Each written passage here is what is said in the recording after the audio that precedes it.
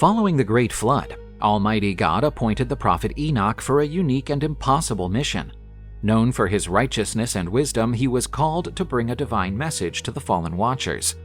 This was an especially important mission, as Enoch would be the mediator between heaven and earth, a harbinger of divine wrath and the lack of forgiveness for the rebellious angels' wrongdoings. Enoch, having walked with God and been faithful in all his dealings, was instructed to descend into the darkest places where the watchers were confined. He was to warn them that divine justice was inevitable and that their transgressions would not be forgiven. Once shining with celestial light, the fallen angels would now hear the final verdict of their depraved deeds. Enoch was not just a man, but a being chosen by God to carry out a sacred and dreadful task. Sacred accounts reveal that Enoch was brought to the heavenly realms, where he learned the mysteries of the cosmos and the secrets of creation. His communion with the saints and God prepared him for the mission that awaited him. Enoch was mindful of the scale of his task, but unwavering faith and devotion drove him on. With a heavy heart but steadfast determination, Enoch made his way down and entered the dark realms where the watchers were imprisoned. As he neared the fallen angels, their towering presence still sparkled with traces of their former glory, but were now tarnished by rebellion and corruption. With a clear and commanding voice, Enoch spoke God's message. "Watchers, I have come in the name of the Almighty, bearing the message He has entrusted to me. You, who have rebelled against the heavenly order and defiled the earth with your forbidden teachings, will now receive divine justice. You will find neither peace nor forgiveness. Your deeds have caused vast and irreparable destruction, and for that, you will now face the wrath of the Creator." The fallen angels' faces crumpled into a blend of fear and despair when they heard Enoch's words, who went on to say, "Your sons, the giants, are an abomination, and the living proof of your waywardness. They will suffer and perish as part of your punishment. The earth, once flourishing under divine grace, has been blemished by the blood and violence you have instigated. You will remain imprisoned, cut off from God's light and glory, until the grand day of final judgment. Divine justice will be served, and creation will be cleansed of its transgressions. The Almighty, in His infinite wisdom and justice, has decreed that harmony shall be restored, and divine order will prevail." As a messenger of doom, Enoch's presence among the watchers was a sobering reminder of God's unflinching justice. Albeit excruciating, his mission was required to guarantee that creation would be redeemed and that peace would return to the earth. The chosen intermediary Enoch accomplished his task with his usual dignity and faith, aware that it was crucial to restore the divine order. When they heard Enoch's appalling message, the watchers were shaken by a deep and devastating fear. The certitude of divine judgment and the absence of forgiveness engulfed them like a blanket of despair. Once arrogant and powerful in their rebellion, these angels were now terror-stricken and regretful. Their hearts, previously steeled by transgression, now felt the weight of their actions and the enormity of their consequences. Resentment was flooding their spirits, and a palpable anguish seeped into the atmosphere as they pondered the bleak fate that awaited them. Desperate and hopeless, the watchers turned to Enoch, and, in a heartfelt supplication, they begged him to intercede on their behalf with the Almighty. "Enoch, you are righteous in God's eyes, and He has chosen you as His messenger. Please intervene for us and plead for mercy. Write a petition on our behalf, requesting forgiveness for our transgressions and relief from our torment." Moved by the watcher's anguish, Enoch undertook the task with a heavy heart. He knew that divine justice was relentless, but he also comprehended the despair of the fallen.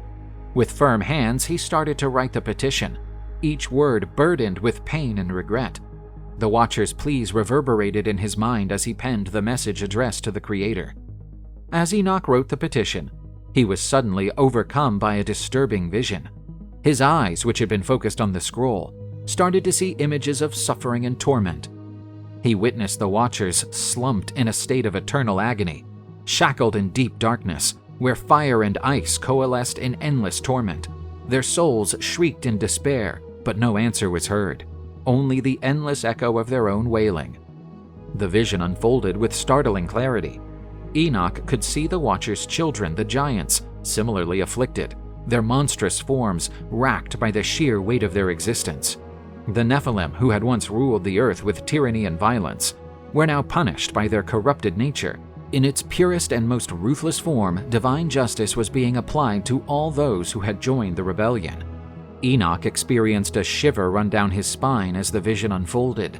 He watched the earth purified by judgment, the flood rinsing away corruption and bringing in a new dawn of hope. No such hope awaited the Watchers. Their punishment had been sealed, and the vision acted as an undeniable proof of their fate. Upon emerging from the vision, Enoch was deeply disturbed. He finished the petition, but understood with excruciating clarity that his intervention would hardly alter the divine verdict. He delivered the petition to the Watchers, who received it with trembling hands, suffused with a mixture of hope and despair. With the petition approved by the Watchers in hand, Enoch started on a mystical journey guided by celestial forces. Passing through fire and light gateways, he ascended to the higher realms, where time and space fuse into an eternal present. With each portal he crossed, Enoch felt the divine presence grow stronger, enveloping him in a holy and powerful aura.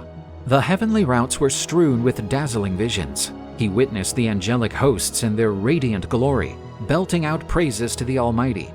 He beheld the flawless order of the cosmos, each star and galaxy in its appointed spot, reflecting the harmony of the divine plan. At last, following a journey beyond mortal comprehension, Enoch neared the throne of God. Upon seeing God's throne, Enoch experienced a sense of awe flooding his being. He bowed before the throne, struck by the magnificence of the heavenly court. The divine glory wrapped around him, such a brilliant light that it seeped into his soul. In their purity and majesty, the angels around the throne incessantly sang. Before this sublime vision, Enoch delivered the Watcher's petition, his words both humble and hopeful. He begged for divine mercy, while carrying with him the plight of the fallen angels. Deep in his heart, he knew that God's justice was perfect, but his compassion for the fallen drove him to try. The divine answer rang out like thunder, a powerful voice that resounded throughout the cosmos. "Enoch, my faithful servant, I have heard your plea and I see the burden you bear. But the Watchers, who have forsaken their duty and corrupted the earth with their teachings, shall not be forgiven. They have breached divine laws and spread iniquity among men. The Watchers' petition has been rejected. They will be imprisoned on earth until the day of the final judgment, when their actions will be weighed in the scales of justice. Their children, the giants, shall suffer the same fate, as they embody their transgression." Enoch felt the forcefulness of the divine decree and the inevitable fate of the Watchers. His heart heavy, but comprehending the need for divine justice, Enoch started his descent back to earth. The glory he had witnessed and God's powerful voice would stay with him, guiding him as he accomplished his final mission. When he returned to the site of the fallen angels' punishment, Enoch found them eagerly awaiting his return. He then informed them of the harsh divine verdict.